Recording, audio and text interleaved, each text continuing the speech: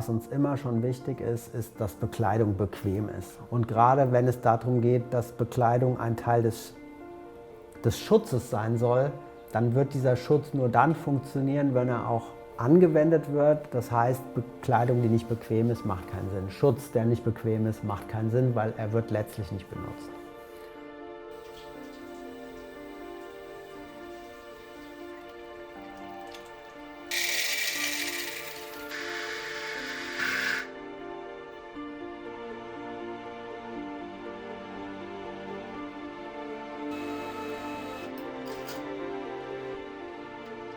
Es ging los in den 80er Jahren. Meine Familie ist damals nach Australien ausgewandert und ich habe mich direkt ins Meer verliebt.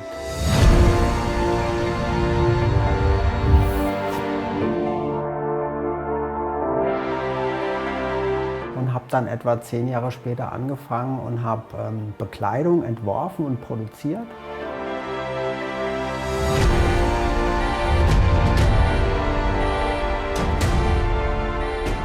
Hatten wir dann nach relativ kurzer Zeit Kundschaft von ganz tollen Gegenden. Also ich sage immer da, wo das Wasser warm und die Fische bunt sind. Und paddeln im lauwarmen Wasser rum, die Sonne knallt von oben runter und ja, merken das gar nicht, weil das Wasser sie irgendwie immer so ein bisschen kühlt. Und die verbrennen sich dann ruckzuck den Rücken. Kann sein, dass jetzt gleich die Hunde hier durchrennen. Heute ist der Hautkrebs die am meisten verbreitete Krebsart, die es gibt. Wir hatten hier in Deutschland Meldungen von UV-Indexwerten, die man vorher nur vom Äquator kannte. Das Bewusstsein ist ein ganz anderes geworden.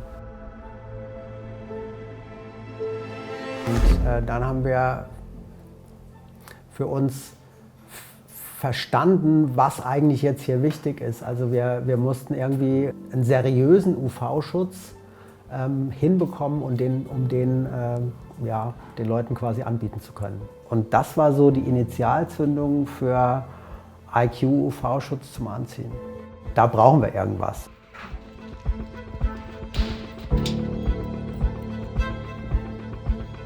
Ja, wie funktioniert UV-Schutzkleidung? Wir arbeiten letztlich mit zum einen recycelten Rohstoffen und zum anderen mit nachwachsenden.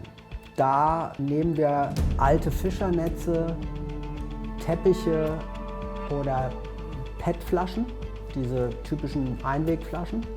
Die werden recycelt und aus diesem Material werden dann Fäden gesponnen. Und den Effekt weniger Müll und auch weniger Energieverbrauch und weniger Wärmeausstoß.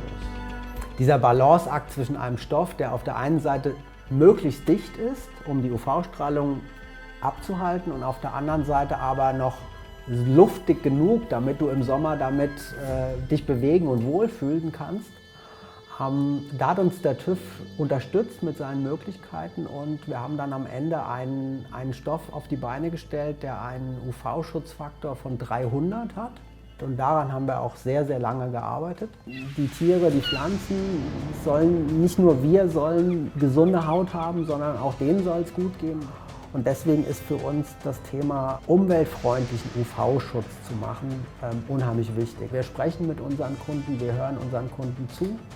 Wir suchen das Gespräch mit unseren Kunden, weil wir dadurch eigentlich verstehen, was die Anforderung ist, und anhand von dem, was wird gebraucht, werden unsere Produkte entwickelt.